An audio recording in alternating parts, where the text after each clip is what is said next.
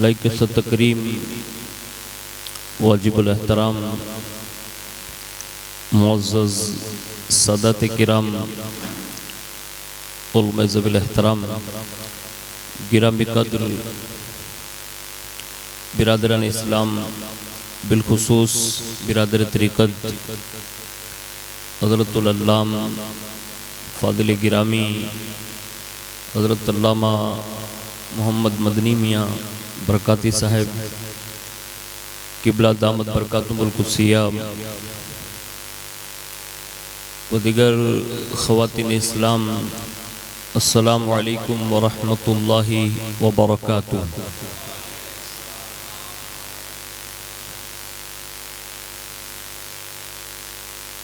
अल्हम्दुलिल्लाहि रब्बिल आलमीन वल आक़िबतु लिल मुत्तक़ीन वस्सलातु वस्सलामु अला सय्यिदिल अंबियाइ वल मुरसलीन व अला आलिहि व अस्हाबिहि व अज़वाजिहि व ज़ुर्रिय्यातिहि व अहले बैतिहि व इब्निहिल गौसिल अअज़मिल जीलानी व मुईनिल मिल्लति वद्दीन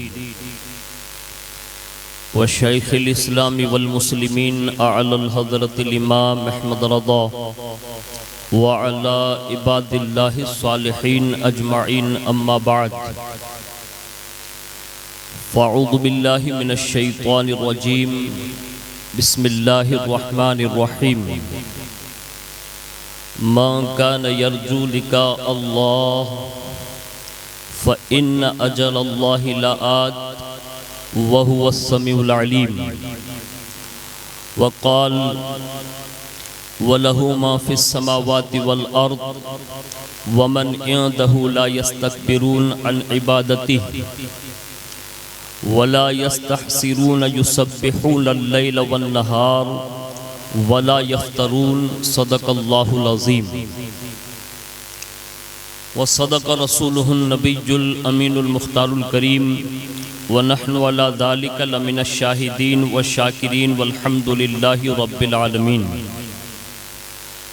आइए सबसे पहले मज़हब अहले सुन्नत वल जमात यानी कि मसलक आला हज़रत के कदीम दस्तूर के मुताबिक हम सब के आका व मौला हुज़ूर सरापा नूर सय्यदुना मुहम्मदुर रसूलुल्लाह सल्लल्लाहु ताला अलैहि वालिहि वसल्लम की बारगाह पुरनूर में जी लगाकर दुरूद पाक की नज़रें पेश कर लें। अल्लाहुम्मा सल्लि अला सय्यदना व मौलाना मुहम्मदिन मअदनिल जूदी वल करम व अला आलिहि व अस्हाबिहि व बारिक वसल्लिम सलातुम व सलामन अलैका या रसूल अल्लाह सल्लल्लाहु ताला अलैहि वालिहि वसल्लम।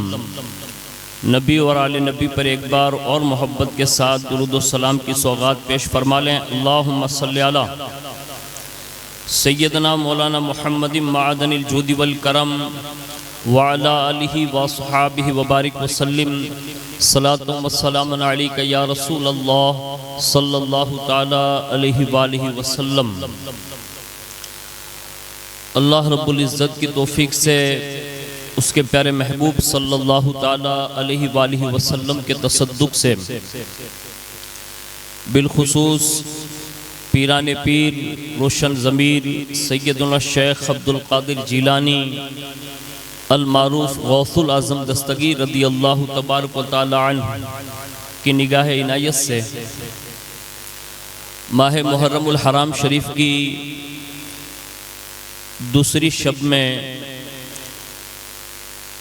ज़िक्र शुहदाए करबला करने की गर्ज से हम और आप हाजिर हैं। अल्लाह रब्बुल इज़्ज़त उन तमाम नुफूस कुद्सिया के सत्ते में हमारी आपकी सबकी हाज़िरी को कबूल फरमाएं और इस हाज़िरी को हम सब के लिए दारैन की नेमतों का सबब बनाएं। फ़कीर क़ादरी अपनी गुफ्तगू का आगाज़ बारगाह सिद्दीक़ियत में चंद अशार के साथ करने की सादत हासिल करता है। वो कहते हैं यकीनन मंबए खौफ़े खुदा सिद्दीक़ अकबर है, यकीनन मंबए खौफ़ खुदा सिद्दीक़ अकबर है, हकीकी आशिक खैरुल वरा सिद्दीक़ अकबर है। हकीकी आशिक खैरुल वरा सिद्दीक़ अकबर है। और कहते हैं बिला शक पे करे सब्र व रज़ा सिद्दीक़ अकबर हैं।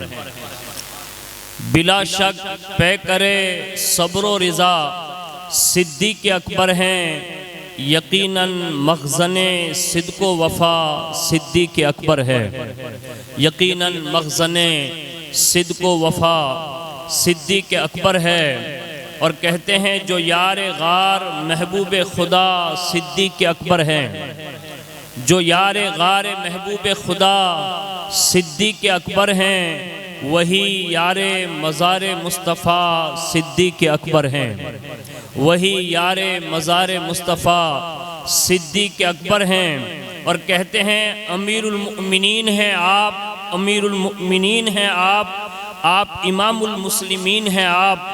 नबी ने जन्नती जिनको कहा सिद्दीक़ अकबर हैं। नबी ने जन्नती जिनको कहा सिद्दीक़ अकबर हैं। और कहते हैं सभी असहाब से बढ़कर मुकर्रब ज़ात है उनकी। सभी असहाब से बढ़कर मुकर्रब ज़ात है उनकी। रफ़ीक़े सरवरे अर्दो समा सिद्दीक़ अकबर है। एक बार पूरा मजमा मिलकर दुरूद शरीफ पेश कर लें। अल्लाहुम्मा सल्ली अला सय्यदना मौलाना मुहम्मद मादनिल जूदी वल करम व अला आलिहि व अस्हाबिहि व बारिक वसल्लिम सलातो व सलाम अलैका या रसूल अल्लाह सल्लल्लाहु तआला अलैहि व आलिहि वसल्लम। आज जिस बाबरकत शख्सियत के ताल्लुक़ से चंद बातें आपके गोशगुजार करने की सादत हासिल करूंगा। उनकी ज़ाते वाला सिफात के हवाले से कुछ गुफ्तगू करने से पहले मैंने कुरान अज़ीम की 2 आयतें करीमा आपके गोशगुजार करने की सादत हासिल की है।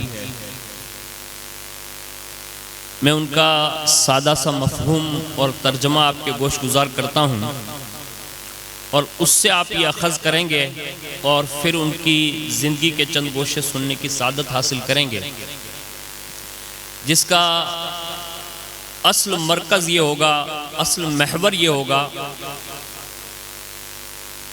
कि बंदा अपने रब से इश्क करना चाहिए।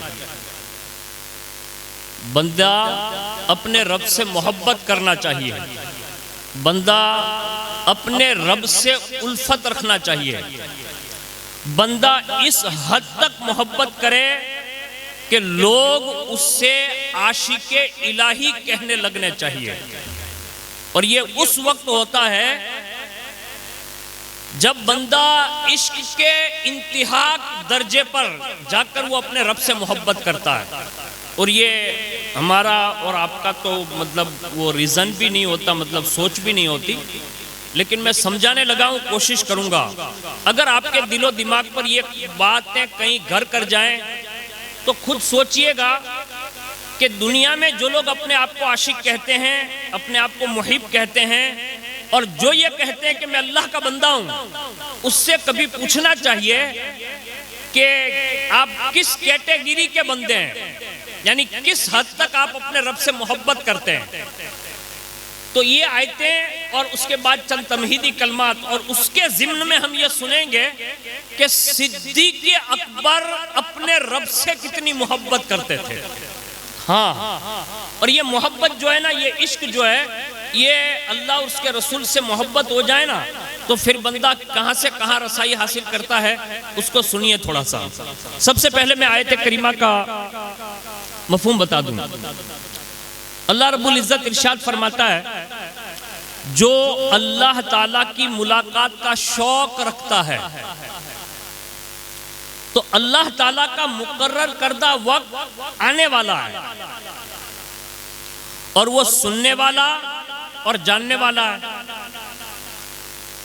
इस आयत में उस बंदे के हवाले से इरशाद फरमाया गया जो अल्लाह से मुलाकात का मुतमन्नी हो, तमन्ना रखता हो। और दरअसल ये है शौक़े वस्ल, यानी जिसको अल्लाह से मिलने का शौक हो। और एक मकाम पर फरिश्तों के हवाले से कुरान में अल्लाह यूं इरशाद फरमाता है, वलहु मा फिस समावाति वल अर्द वमन इंदहु ला यस्तकबिरून अन इबादतिही वला यस्तहसिरून युसब्बिहून अल-लैल वन-नहार वला यफ्तरून। इरशाद फरमाया, जमीनों आसमान की हर चीज उसी की है और उसके करीबी उसकी इबादत में तकब्बुर नहीं करते। और आगे इरशाद फरमाया, और उकताते भी नहीं, वो दिन रात उसकी तस्बीह बयान करते हैं और उसमें रुकते भी नहीं। ये आयत जो है ये फरिश्तों के हवाले से बयान की गई कि ये हर वक्त अल्लाह की तस्बीह बयान करते रहते हैं। यानी कोई लम्हा इनका ऐसा नहीं होता जो अल्लाह की तस्बीह से खाली हो। वो हर वक्त अल्लाह की इबादत में मशगूल है। और फरिश्तों के अलग अलग मतलब ये डिपार्टमेंट है, जिसको अपनी भाषा में यूं कह ले, उनके अलग अलग दर्जात हैं, लेकिन वो हर वक्त अल्लाह रब्बुल इज्जत की याद में मगन रहते हैं। वो मासूम होते हैं, यानी गुनाह का कोई तसव्वुर भी उनके हवाले से अपने सीने में नहीं ला सकता। यानी इतने वो पाक साफ सुथरे अल्लाह ने उनको बनाए हैं, लेकिन ये करते हैं तस्बीह, अल्लाह की याद में रहते हैं, मगन रहते हैं हर वक्त। ये जो बयान किया गया ये फरिश्तों का ज़ौक़ है, ये फरिश्तों का शौक है, ये फरिश्तों की वो मोहब्बत है जो वो अपने रब से करते हैं। इसलिए हमारे यहाँ जब कभी अच्छा इंसान मिल जाता है ना, यानी जिसको हम अपनी ज़बान में यूं कह ले कि कोई सच्चा वली मिल जाए, तो कभी कभी लोग ये कहते हैं कि ये बंदा फरिश्ता सिफत लगता है। क्या बोलते हैं? यानी ये जुमला कहते हैं, फरिश्ता नहीं कहते, फरिश्ता किसी को कह भी नहीं सकते। एक बात और इस्लाह की जरूरत है। कभी कभी कुछ दोस्त ऐसे होते हैं कि जो मतलब ज्यादा टेंशन देते हैं, यानी वो मस्ती में देते हो या सचमुच में देते हो, तो जैसे वो बंदा आ जाता है ना, तो माज़अल्लाह कभी कभी लोग ये कहते हैं, ये देखो इजराइल आ गया, माज़अल्लाह, यानी ये मलेकुल मौत आ गया, यानी टेंशन दे रहा था इसलिए जुमला कहा जाता है। हालांकि किसी को मलेकुल मौत कहना ये जायज नहीं है, इसको याद रखिएगा। इसमें हम और आप जो है ना कभी कभी सबकत कर जाते हैं, जो हमारे अकायद और हमारे नजरियात के बाहर लाकर हमें खड़ा कर देता है। इसलिए कभी भी किसी को कुछ बोलना हो तो सोच समझकर, या कभी बोल लिए हो ना तो फौरन किसी आलिम या मुफ्ती मतीन से पूछ के उसमें रुजू कर लेना चाहिए, वरना कभी कभी कुछ कलमात फरिश्तों के ताल्लुक से ऐसे बोले जाते हैं जिसमें बंदा काफिर हो जाएगा, उसका ईमान रुखसत हो जाएगा। तो अब उसकी बीवी भी हद से गई, उसकी बैत भी हद से गई, उसका निकाह भी गया, अब वो मुसलमान भी नहीं रहा।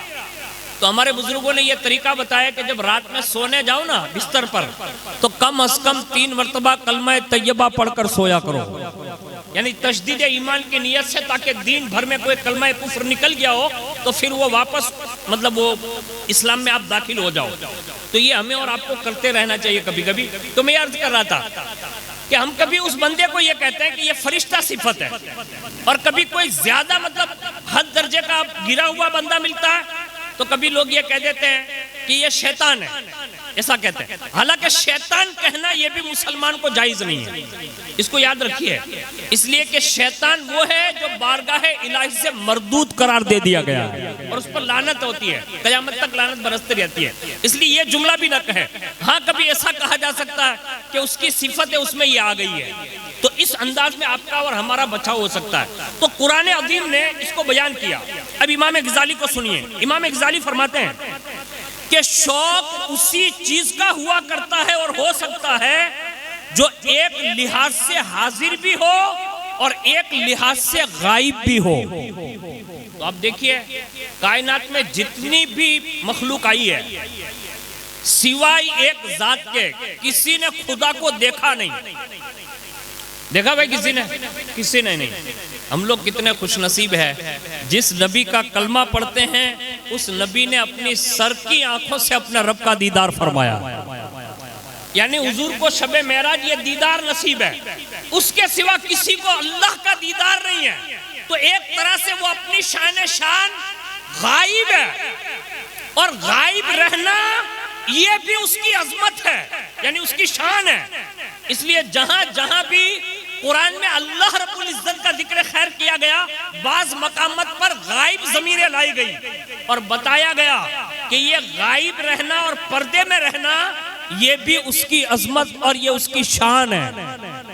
ये उसका बहुत बड़ा मतलब ये इंतखाब है उसका अपने अपने ताल्लुक से कि वो गायब रहकर भी इतनी बड़ी अजमतों का हामिल है कि पूरी कायनात में जितना कलमा पढ़ा जा रहा है, अब देखिएगा मैं जो कह रहा हूँ, ये और बात है कि हम और आप नहीं पढ़ते, हम लोग तो गोंडल वालों को देखते हैं इसलिए घबरा जाते हैं कि भाई ये मौलाना ही चाहिए था कलमो बद्दी से વધારે पढ़ाई तो पांजे उड़ा तो कोई पढ़ना नहीं।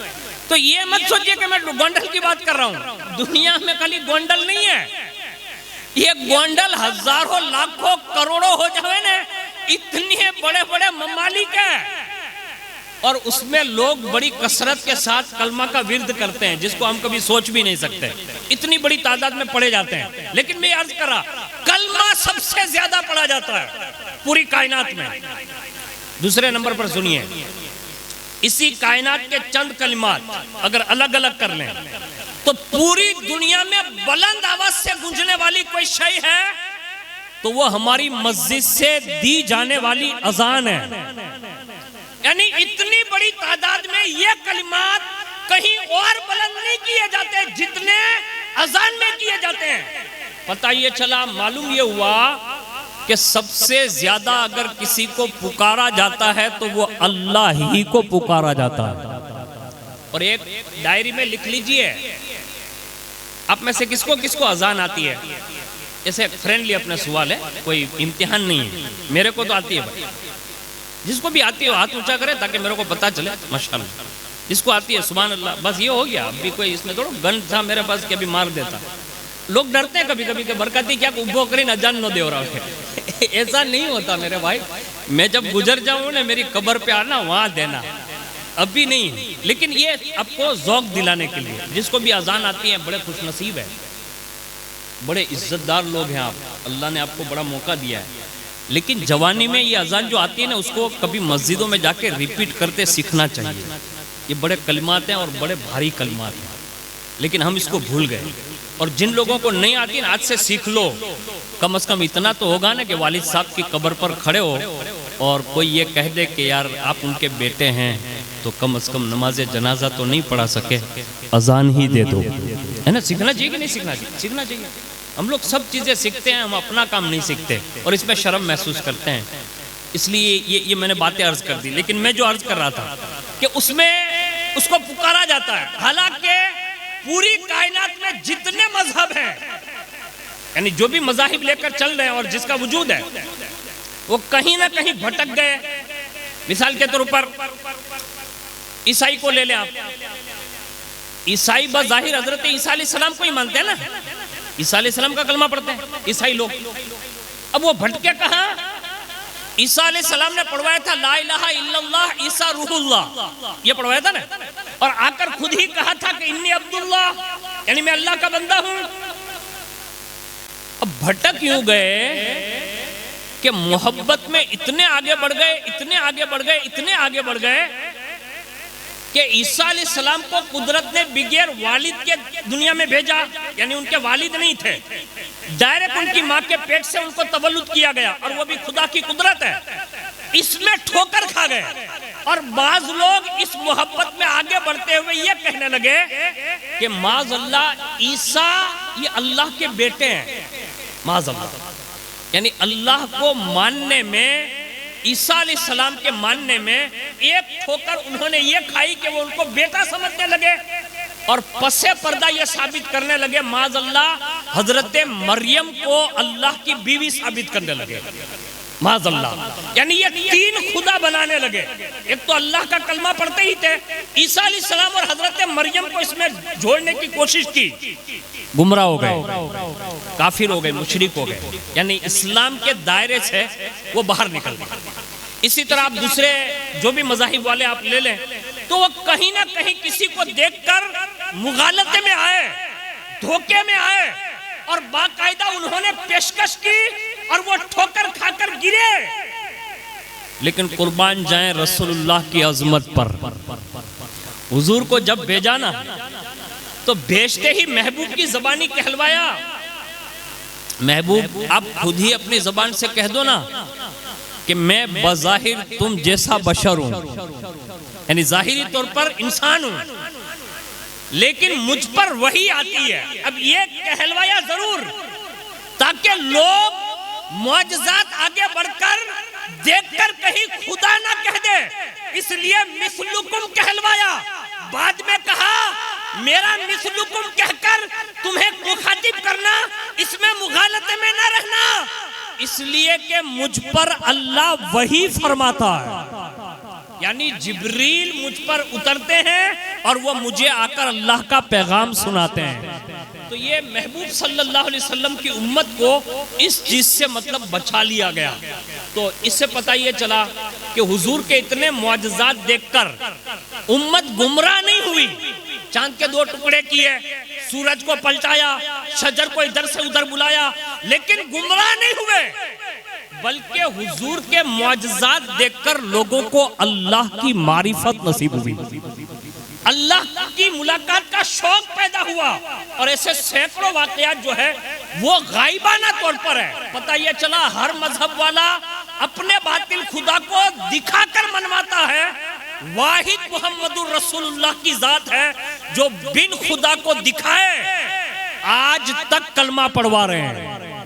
पूरी दुनिया में सैकड़ों लोग मुसलमान भी हो रहे हैं। पता ये चला बिन देखे मुस्तफा के और बिन देखे खुदा के अगर कोई दीन फैलता है तो वो वाहिद वो दिन है जो मुस्तफा जाने रहमत के सदके में फैलता है।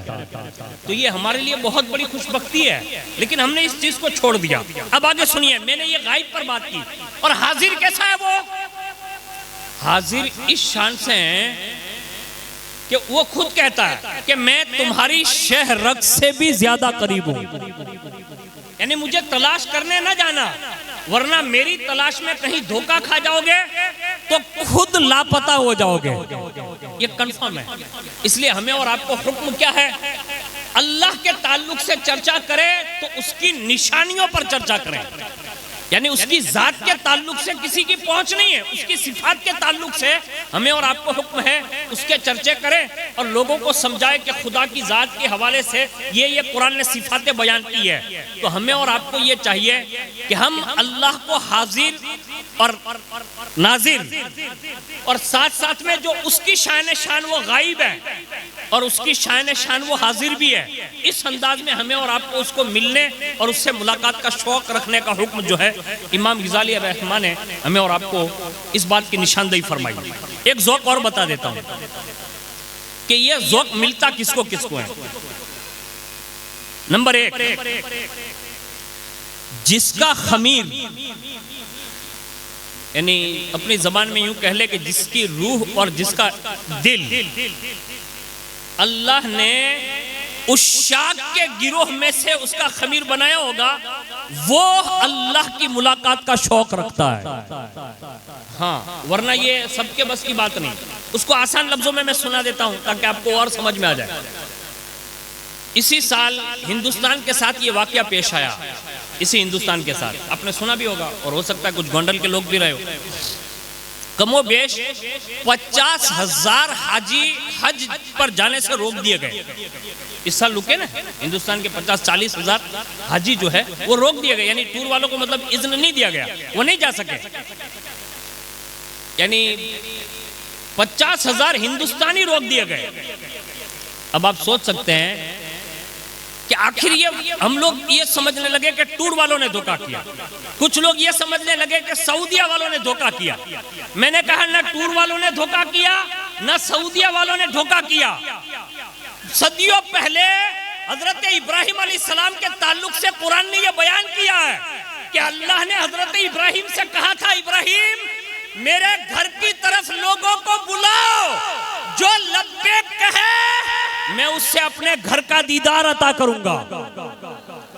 पता ये चला जिसने लब्बैक कही और जहां जिसने इब्राहिम अलैहिस्सलाम की आवाज सुनी और लब्बैक कही वो जाएगा, और जिसने नहीं लब्बैक कही उसको रोका जाएगा। ये सब बात है। यानी हमारे यहाँ टूर या सऊदीया के वीजा से लोग वहां नहीं जाते, बल्कि इब्राहिम खलीलुल्लाह की आवाज पर लब्बैक कहने से जाते हैं। अरे भाई 50,000 लोग क्या जा सकते हैं, है ना। और वहीं पर एक हाजी दूसरे मुल्क का कहता है मुझे हज के लिए जाना है। प्लेन वालों ने देखा कि अंदर लिखा हुआ है, कुछ अलग नाम लिखा हुआ था उसका, उसकी तशवीश हुई, कहा तुम्हें नहीं जाने दिया जा सकता है। उसने कहा एयरपोर्ट छोड़ूंगा नहीं, हज करके ही जाऊंगा। और आखिरकार 2 मरतबा प्लेन वापस आता है और उसे लिया जाता है। पता ये चला उसका लब्बैक वहां पहुंच चुका था, यानी उसने लब्बैक कह दिया था। तो ये कुदरत के कमाल है, वो जब चाहता है जिसे चाहता है अपनी बारगाह में बुलाता है। ये तो मैंने समझाने के लिए अर्ज किया। अब लोग ये ना समझ बैठे कि अल्लाह की मुलाकात का मतलब ये है कि कल के कल गुजर जाओ, ये नहीं है। इसका अर्गिज मतलब ये नहीं लेता मैं, बल्कि इसका मतलब ये है कि अल्लाह का जिक्र इतना करो, अल्लाह की याद इतनी करो, अपने महबूब से इतना प्यार करो, अल्लाह उसके रसूल का इतना चर्चा करो कि लोग तुम्हारा चर्चा करते देखकर ये कहे ये अल्लाह की मुलाकात का शौकीन लगता है।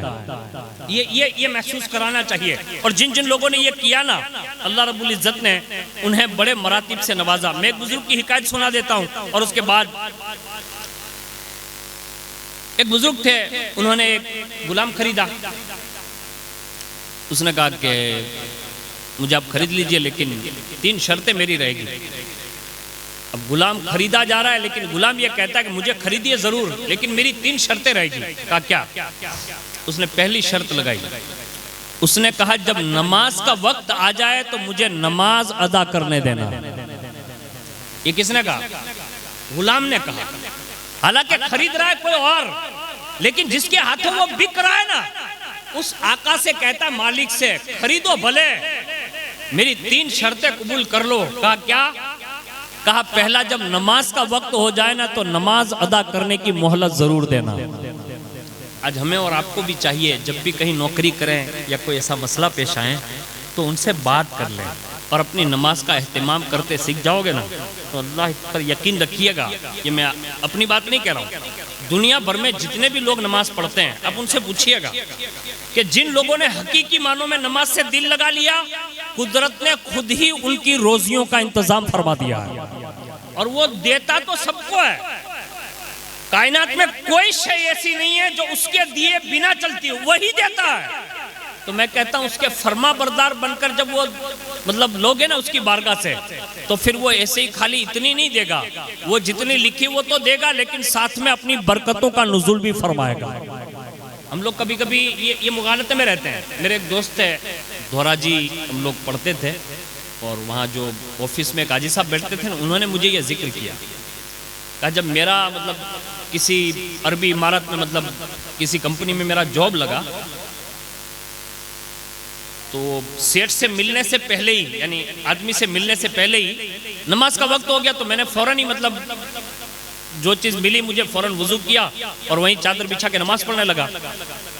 तो जो जितने लोग नौकर थे ना, यानी जिसको अपनी जबान में कहते हैं काम करने वाले और मैनेजर लोग, उन्होंने देखा ना तो कहा इसकी नौकरी तो गई, यानी ये जॉब में लगेगा ही नहीं, इसका काम ही नहीं।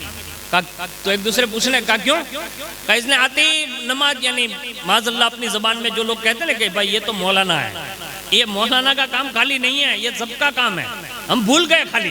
तो उसने कहा ये मौलाना लाइन का आदमी, इसको सेठ रखने वाला नहीं है, क्योंकि सेठ कंपनी में किसी को किसी की पाठ पूजा करने की इजाजत ही नहीं देता था। अब जैसे ही सेठ आया, अब सेठ ने भी देख लिया कि वो कोने में नमाज पढ़ रहा है। थोड़ी देर हुई, बेल बजा, उसने नमाज से फरागत हासिल कर ली, एक आदमी के साथ अंदर गया ऑफिस में, सेठ के सामने बैठ गया और कहा मुझे जॉब चाहिए। अब देखिए नमाज की बरकत में बता रहा हूँ। तो सेठ ने बातचीत करते हुए कहा कि जॉब तो कर सकते हैं आप, लेकिन आपने जो नमाज अदा की ना अभी, आपकी मतलब इबादत है। कहा हाँ। कहा मेरी कंपनी में इसकी इजाजत नहीं है, जितने भी लोग हैं आप उससे पूछ लीजिए। अब जब ये पूछा ना तो वो जो आदमी थे धोरा जी के, वो दारुल में ऑफिस में अभी काम करते थे, नौकरी रखना है तो रखिए, नमाज तो पढ़ूंगा ही। कहाँ? अरबी इमारत में जाकर वो गैर मुस्लिम को आया होगा वहां का, दुबई में, तो उससे ये कहा ये नहीं, नमाज पहले फिर नौकरी। तो सेठ मतलब उसको देख रहा, यानी आदमी देख रहा उसको कि यार ये मेरी कंपनी में नौकरी की घर से आया, मतलब से आया हुआ, और ये मुझे ये कह रहा है कि नौकरी बाद में, नमाज पहले। वो अचंभे में पड़ गया और उसने एक नजर देखकर कहा, लगता है अपने दीन में कामिल लगता है, यानी उसका विश्वास कामिल लगता है। उसने कहा ठीक है साहब, आपकी हिम्मत और आपकी बहादुरी देखते हुए आपको लोगों ने बताया ही होगा कि मेरे यहाँ किसी को इजाजत नहीं है, लेकिन आपने नमाज की बात की ना कि नौकरी बाद में पहले नमाज कहा बस ये जुमले पर नौकरी रख लेता हूँ, यानी ये जुमले पर नौकरी रखा गया। उसको नमाज पढ़ने के स्पेशल रूम दिया गया, कहा आप नमाज पढ़ सकते हैं। बाद में लोगों ने जो दूसरे ममालिक से आए हुए थे, कोई ईसाई था, यहूदी था या दूसरे भी लोग, उन्होंने कहा जब ये कर सकते तो हमें क्यों नहीं। सबके सब सेठ के पास गए और जब सेठ के पास पहुंचे ना तो सेठ ने कहा ये सब कुछ जो तुम अभी करने आए हो ना, ये पहले दिन करके आया है, यानी इसने ये पहले दिन किया है, इसलिए इजाजत है। तुम लोग तो नौकरी की लालच में नमाज पढ़ते रहे, ये अपनी इबादत को मुकद्दम नहीं रखा, इसने अपनी इबादत को मुकद्दम रखा। पता ये चला जो अपने रब को मुकद्दम रखता है ना, तो कुदरत उसका इंतजाम दूसरे मुल्कों में भी कर देती है। वरना जो अपने शहर में रहकर नमाज न पढ़ सकता हो, वो खाली अजमेर शरीफ में छठी में जाके नमाज पढ़े और ये समझ ले कि गरीब नवाज राजी हो गए तो यूं राजी हो जाएंगे। होता है ना, ऐसा हो रहा है हमारे साथ। यानी हम लोग खाली छठी के लिए नमाज पढ़ सकते हैं, हम लोग खाली बगदाद शरीफ जाए तो नमाज पढ़ सकते हैं, करबला शरीफ जाए तो नमाज पढ़ सकते हैं, नजफ अशरफ जाए तो नमाज पढ़ सकते हैं। गोंडल में आ गए, बात खत्म। हज के लिए गए, 40 दिन तक नमाज पढ़ी, और जैसे हाजी साहब गोंडल शरीफ तशरीफ लाए तो नमाजें बंद। उम्रा के लिए 8 दिन 15 दिन गए तो नमाज शुरू, और जैसे गोंडल में तशरीफ लाए तो हाजी साहब हो गए आमिर खाली का, बस अब पूरा। इसको नहीं कहते। हमें और आपको सिद्दीक़ अकबर रज़ी अल्लाह ताला अन्हु जैसा ज़ौक़ पैदा करना होगा। उसकी मैं 2-3 मिसालें देता हूँ, अल्लाह करे आपकी समझ में आ जाए। और ये हमारा तो काम नहीं है, लेकिन अल्लाह जिसको तौफीक दे। मैं ये बात पूरी कर दूं और उसके साथ में सिद्दीक़ अकबर की बात अर्ज कर दूं। उसने पहली ये शर्त लगाई, नमाज का वक्त मुझे देना, ये गुलाम ने कहा, तब मैं मतलब आपके साथ रहूंगा। कहा ठीक है। कहा दूसरी, का जो भी काम कराना चाहे दिन भर काम कराएं, रात मुझे छुट्टी दे दे, रात सिर्फ मैं आपका काम नहीं करूंगा, अपने रब की बारगाह में रहूंगा। यानी सिर्फ अपने रब के लिए वक़फ़ कर दी रात। आज हम लोग किसके लिए रात देते मालूम है? 4 चौकड़ी के लिए। 4 रोड होए ना, तो यहाँ मंसूरी, पछी पिंजारा, पछी सुमरा, संधी, फकीर, पठान, ए बधाए 4 ચોકડી ઉપર બેઠા હોય અને પગ ઉપર પગ ચડાવે, એમાં નાના મોટા બધા આવી ગયા, આપણે બધાય, આપણે હું તમે બધાય બેઠા હોય ને, એ ટ્રમ્પ નું આમ થઈ જાય, પીએમ સાહેબ નું આમ થઈ જાય, ફલાણા ઈરાન નું આમ થઈ જાય। અરે મારા વાલીડા, તું અમેરિકા ને ઈરાન ને ફલસ્તીન ન્યાનું ક્યાં કર, અહીંયા ગોંડલમાં હું થઈ રહ્યું એ તો વિચાર। हम लोग ये 4 मतलब लोग बैठ जाते हैं तो ये रात भर यही करते रहते हैं। खुदारा कोशिश कीजिए कुछ रातें अपने रब के लिए भी निकालिए, जो भी अल्लाह मौका दे। तो उसने कहा रात आपके साथ नहीं रहूंगा, दिन में जो काम करवाना हो आपको छूट है। कहा तीसरी बोल, उसने कहा एक कमरा चाहिए। क्या कहा उसने? एक कमरा चाहिए, रूम। कहा? कहा उसमें मैं अकेला ही रहूंगा, मेरे सिवा दूसरा कोई बंदा अंदर दाखिल नहीं हो सकता। ये तीनों शर्तें उसने मंजूर कर ली। कहा ठीक है, खरीद लिया, ले गया। और जब ये दिन गुजरने लगे तो एक दिन वो भी आया कि एक दिन वो मालिक जब रात में उठा ना, तो देखा कि जिस हुजरे में वो गुलाम ठहरता था ना, उसमें एक नूरानी किंदिल मतलब मुअल्लक है, और वो याद इलाही में रो रहा है, और रोते रोते कह रहा है, इलाही तूने मुझे अपने मालिक की खिदमत पर मामूर किया, यानी जिसने उसको खरीदा है। अगर मुझ पर यह जिम्मेदारी न होती तो मैं दिन में भी उसका काम नहीं करता, बल्कि दिन और रात सिर्फ तेरी इबादत ही करता। यानी ये रो रहा बंदा गुलाम, और ये आका जो है ना वो देख रहा। यहाँ तक के देखते देखते सुबह हो गई। थोड़ी देर हुई तो वो किंदिल बुझ गई, और उसके बाद कमरे की छत पर जो मतलब वो नूरानियत थी वो सारी हट गई, और उसके बाद जो है वो मालिक निकल लिया। दूसरी रात जब आई ना, तो उसने अपनी बीवी को बताया कहा मेरे साथ में चलिए। वो अपनी बीवी को उठाकर उस गुलाम के हुजरे तक ले गया और उसने सारी चीजें मतलब दिखाई उसको कि ये बंदा सजदे में और ये दुआ कर रहा है, ये नूरानी किंदिल लोशन है। दोनों दरवाजे पर खड़े रहे और पूरी रात उससे देखकर दोनों रोते रहे कि ये गुलामी में भी अल्लाह की इतनी इबादत करता है और हमको तो अल्लाह ने इतना बड़ा बनाया फिर भी हम इबादत नहीं करते। तो आप लोगों को तो सोचना चाहिए ना कि भाई मौलाना लोगों की तनख्वाह कितनी होती है? 10,000, 20,000, 50,000। 50,000 होती है कि मैं ज्यादा बोल दिया? ज्यादा हो गया ना, ज्यादा हो गया। 50,000 नहीं होती, 10,000, 15,000, 20,000 बस। मौलाना नमाज पढ़ते कि नहीं पढ़ते? बोलो ना भाई। अरे मैं आपसे पूछ रहा हूँ, मौलाना साहब नमाज पढ़ते कि नहीं पढ़ते? आपके यहाँ कितनी मस्जिद है गोंडल में? 11। तो 11 इमाम तो होंगे, तो 11 के 11 नमाज पढ़ते कि नहीं पढ़ते? पढ़ते हैं। इसका मतलब ये हुआ कि 10,000 दिए ने तो ही नमाज 10,000 એને મળતા હોય ને અલ્લાહના રસૂલ તરફથી રોજી એની મુતાયન છે 10,000, 15,000, 20,000 જે હોય તો એ નમાજ પડે પાબંદીથી પડે।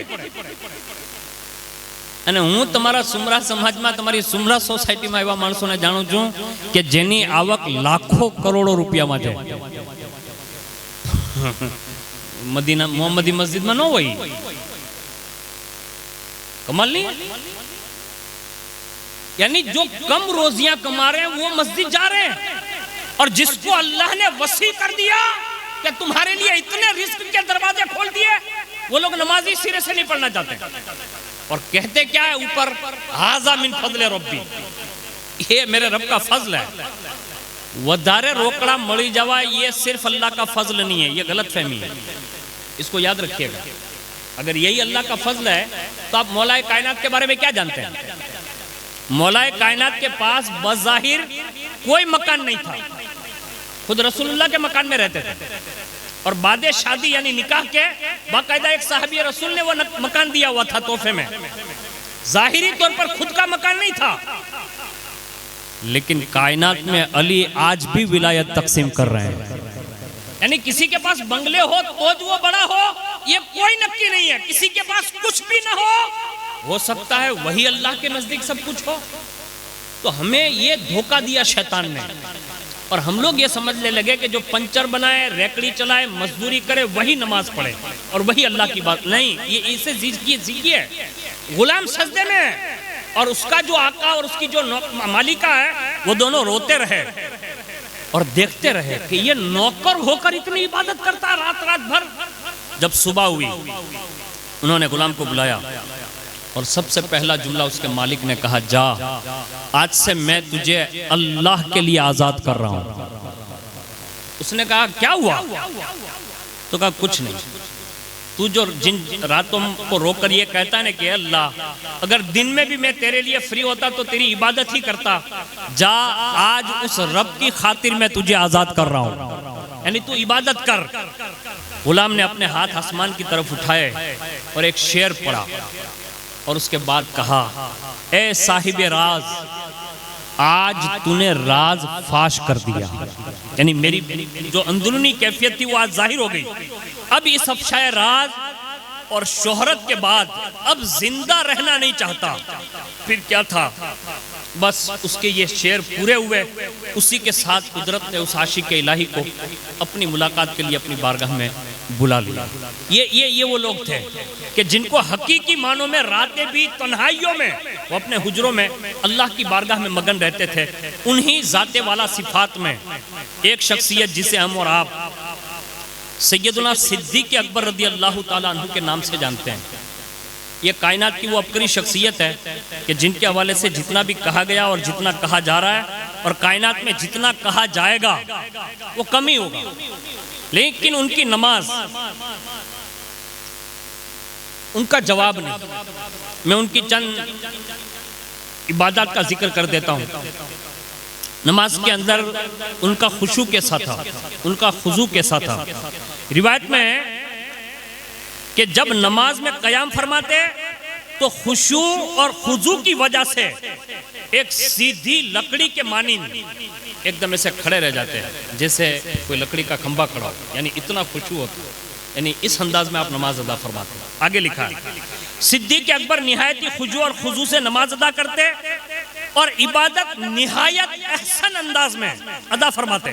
चुनांचे हजरत सहल बिन साद फरमाते हैं काना अबू बकरिन ला यल्तफित फी सलातिही, यानी जब सिद्दीक़ अकबर नमाज के दौरान होते तो बिल्कुल कभी इधर उधर मुतवज्जे नहीं होते थे, बल्कि उनकी सारी तवज्जो अल्लाह ही की बारगाह की तरफ होती थी।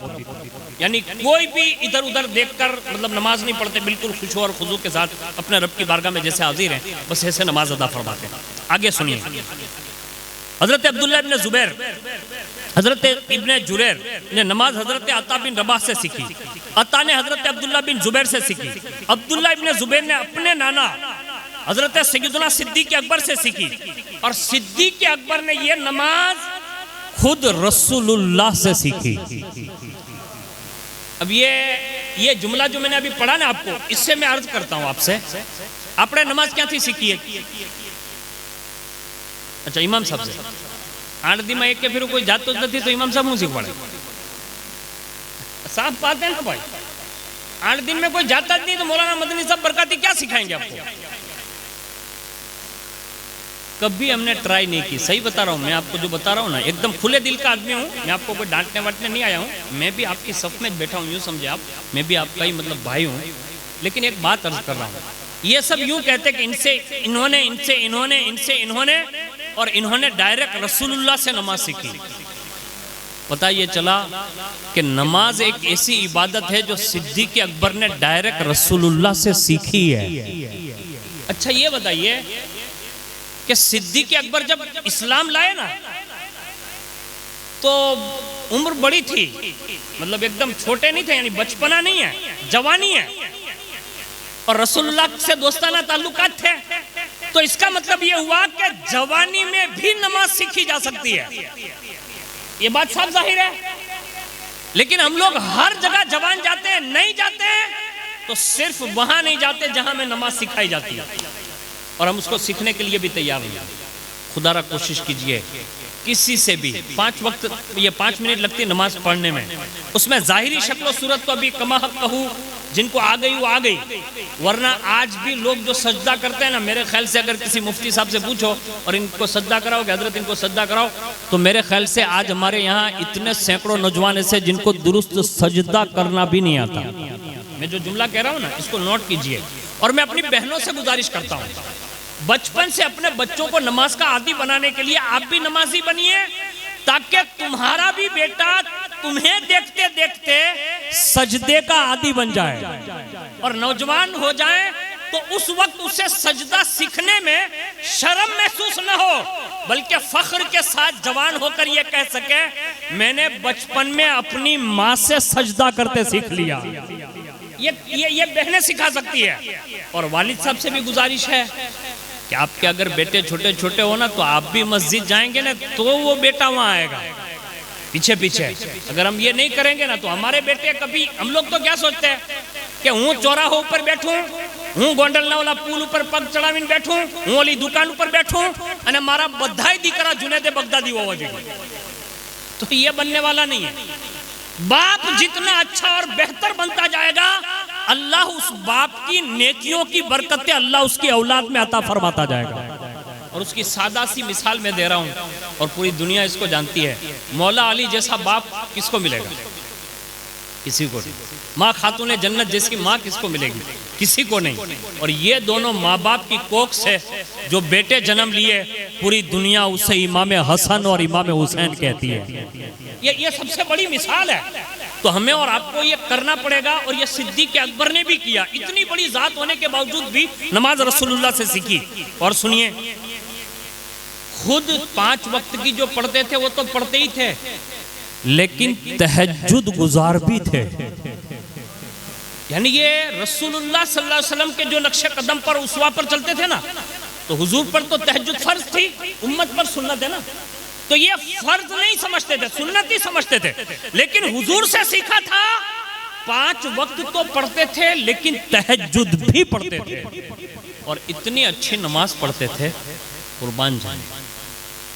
अब आप ये ना सोचें कि मैं नमाज के हवाले से बात कर रहा हूँ तो मैं किसी और की नमाज की दावत दे रहा हूँ। मैं सबकी नमाज की दावत नहीं देता, मैं तो उसी सिद्दीक़ अकबर की नमाज की दावत देता हूँ कि अबू बकर अगर मुसल्ले पे हो और मुस्तफ़ा वापस आ जाए तो अबू बकर हुजूर की ताज़ीम में मुसल्ला छोड़ दे।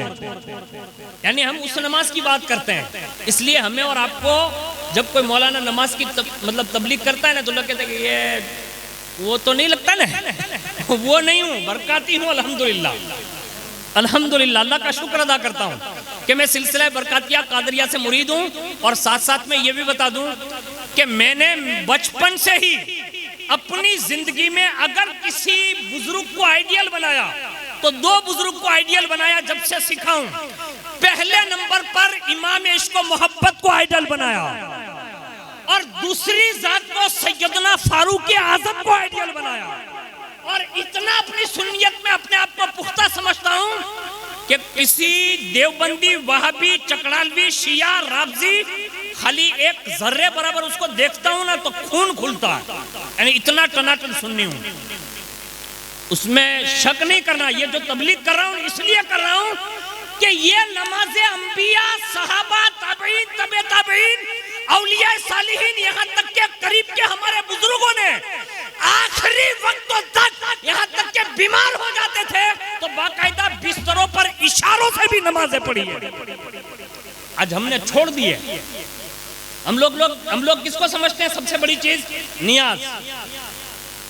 मैं नियाज का हरगिज मुखालिफ नहीं हूं। नियाज खिलाओ, दिल से खिलाओ, ज्यादा से ज्यादा खिलाओ, लेकिन जिसके नाम की नियाज खाते हो कयामत के दिन उसकी बारगाह में खड़ा होना है, इसका भी तस्वुर लाओ। गौसे पाक की नियाज खाते हो? गौसे पाक ने 40 साल तक ईशा के वजू से फजर पढ़ी है। गरीब नवाज की नियाज खाते हो? 70 साल तक गरीब नवाज ने अपनी पीठ कभी पुष्ट जो है जमीन पर नहीं लगने दी, यानी बाकायदा रात भर खड़े रहते थे। इमाम हुसैन के नाम का खिचड़ा और शरबतें और सबीले लगाकर इमाम हुसैन के नाम पर हम सब जो खा रहे हैं, मेरे इमाम ने आखिरी वक्त भी कहा आज जुम्मा है, 2 गाना अदा कर लेने दे। अब जो बुजुर्ग हमारे नमाजें पढ़ पढ़ कर अपनी आखिरी एंड करते हैं, हम लोग खाली नियाजों पे रह गए। याद रखिए, नमाजों को छोड़ना ये मोमिन का शेवा नहीं है, मुसलमान का शेवा नहीं है। आज मैंने जुमा में चंद बातें कही है, मैं इसी ज़िम्न में आपको सिद्दीक़ अकबर को सुना रहा हूँ। अल्लाह के लिए कोशिश कीजिए, सिद्दीक़ अकबर रज़ी अल्लाह ताला अन्हु की नमाज देखिए। अभी मैंने बताया ना, बड़े खुशू और खुजू से नमाज पढ़ते थे, लेकिन आशिक रसूल कितने बड़े थे, अल्लाह से मोहब्बत का तकाजा कितना था, अल्लाह से इश्क कितना करते थे। शुरुआत का जो दौर था ना इस्लाम का, तो अपने घर में नमाज पढ़ते थे, यानी क्योंकि उस वक्त मस्जिदों में तो हरम में तो नमाज की इजाज़त नहीं थी, शुरू का इस्लाम है, तो खुद नमाज पढ़ते। और जब रात की तन्हाई होती तो ज़ोर से किरत करने की इजाज़त होती थी तो पढ़ते थे। तो सिद्दीक़ अकबर नमाज में इतना अच्छा कुरान पढ़ते थे कि उनका कुरान काफिर लोग सुनते थे ना तो सुन कर मुसलमान हो जाते थे। यानी कितना अच्छा कुरान पढ़ते होंगे, अब सोच सकते हैं। हमारे यहाँ अल्हम्दुलिल्लाह गोंडल में अक्सर मस्जिदों में नमाज में हाफिज होते हैं। मैं एक ज़माने पहले आया था, मैंने सुना भी है कि तरावी होती मतलब हाफिज कुरान के ज़रिए। तब सदियों के बाद मारे हरा बरेली शरीफ से पढ़े हुए लोग आते हैं, इतना अच्छा कुरान पढ़ते हैं। हमारे यहाँ कुछ हाफिज ऐसे हैं जो इतना अच्छा कुरान पढ़ते हैं। मैं कहता हूँ जब सदियों के बाद हाफिज कुरान इतना अच्छा कुरान पढ़ते हैं, अबू बकर सिद्दीक ने साहिब कुरान से कुरान सीखा था, यानी डायरेक्ट रसूलुल्लाह से कुरान सीखा था। अब उनकी तिलावत का अंदाज कितना अच्छा रहा होगा कि लोग सुन कर मुसलमान होने लगे। एक तो तिलावत कुरान है और एक नमाज है, ये 2 चीज़ें हैं, इसको याद रखिए। अब इस पे इन लोगों ने एक्शन लिया, और एक्शन ये लिया कि हजरत अबू बकर सिद्दीक के खिलाफ मोर्चा खोल दिया। मोर्चा ये खोलो कि आप ना नमाज पढ़ेंगे और आप ना कुरान की तिलावत करेंगे। अब शुरुआत का दौर है, नए नए मुसलमान हैं, और हुजूर की तरफ से ये इजाज़त भी नहीं कि उनके सामने मतलब बातचीत करें, यानी इस हवाले से खामोशी का हुक्म है, कोई बातचीत करने की इजाज़त नहीं थी। तो सिद्दीक़ अकबर ने उस मोर्चे के खिलाफ अपनी तरफ से जो तज्जिया पेश किया, क्या किया मालूम है? कुरान से इतनी मोहब्बत हो गई थी, नमाज से इतनी मोहब्बत हो गई थी, इरशाद फरमाते हैं मक्का तो छोड़ सकता हूं। बोलो भाई, सिद्दीक़ अकबर को सुना रहा हूं, कहा मक्का तो छोड़ सकता हूं, नमाज भी नहीं छोड़ सकता और जोर से कुरान पढ़ना भी नहीं छोड़ सकता। ये फैसला कर लिया सिद्दीक़ अकबर ने। और है अभी नए नए मुसलमान, लेकिन लिकाए यार जिसको कहते हैं ना, रब को याद करने का जब ज़ौक़ बढ़ जाता है ना, तो फिर शहर माना नहीं रखता, वतन माना नहीं रखता।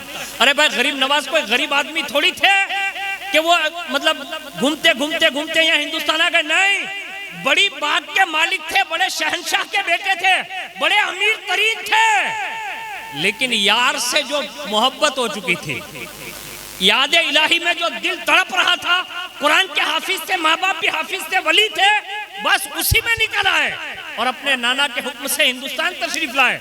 पता ये चला ये सिद्दीक़ अकबर के तरीके पर आए, यानी उन्होंने वतन छोड़े, गौसे पाक ने वतन छोड़ा, मखदूम पाक ने छोड़ा, ये सारे बुजुर्ग सिद्दीक़ अकबर के तरीके पर ये सब कुछ करते रहे।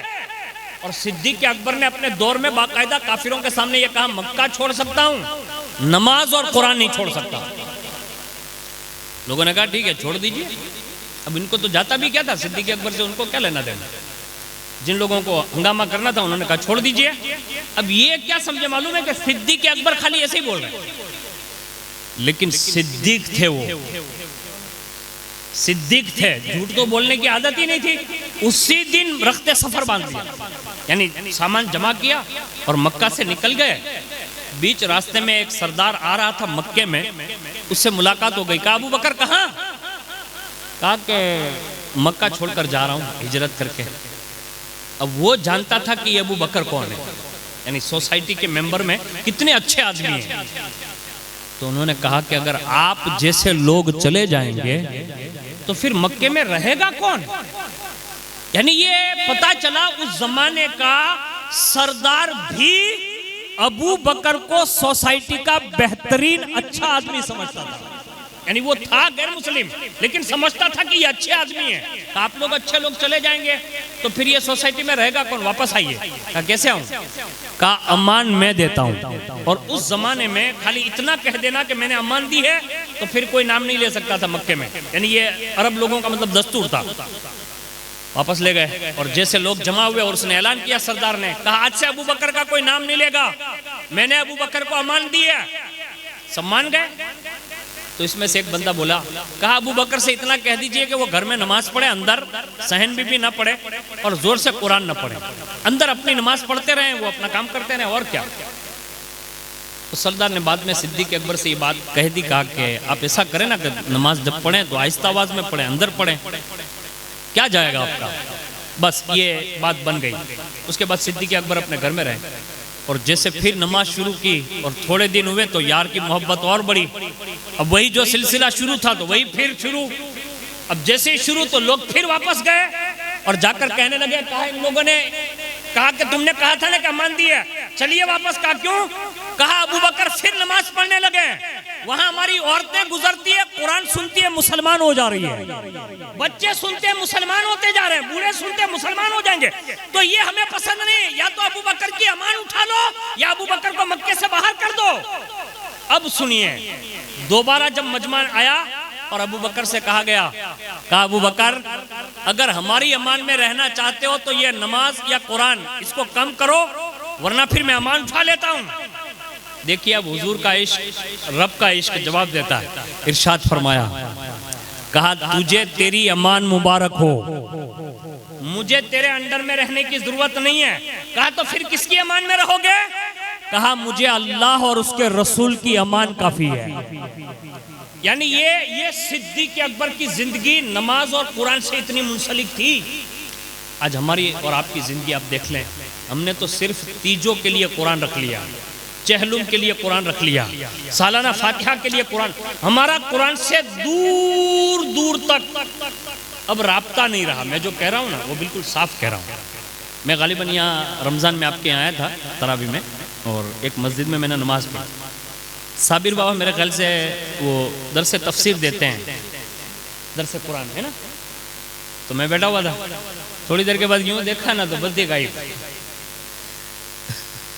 तो मैं ये सोच रहा था कि मैं ये समझता था कि ये सुन्नियत का गढ़ है, ये सुन्नियत का गढ़ है, लेकिन रमजान में पता चल गया कि इस कौम को कुरान से कोई लेना देना ज्यादा। मैंने खुद निगाहों से देखा, मुझे किसी ने कहा नहीं है, ये मैंने खुद ये रमजान में देखा हुआ। आपके गोंडल की मैं बात कर रहा हूँ। तो मैं कहता हूँ जो कौम अपने महबूब पर नाजिल होने वाले कुरान के लिए 5 मिनट न बैठे, वो दूसरा कुरान के लिए क्या कर सकते हैं? कुछ नहीं। इसलिए कुरान से करीब हो जाइए। और ये सिद्दीक़ अकबर की जितनी भी ताकत मैं आपके सामने बयान करूँ ना उतनी कम होगी, लेकिन मैं उनके कुछ औसाफ बता देता हूँ।